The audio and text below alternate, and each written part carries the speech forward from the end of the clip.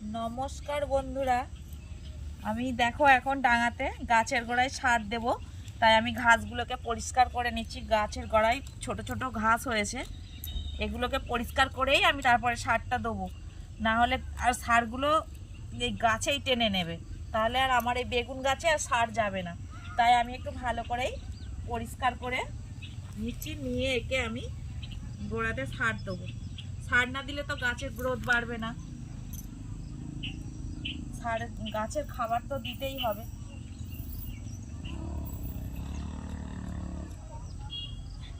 আমার গাছের গোড়া পরিষ্কার করা হয়ে গেছে, আমি এবার অল্প অল্প করে দুটো দুটো সার ছড়িয়ে দেবো,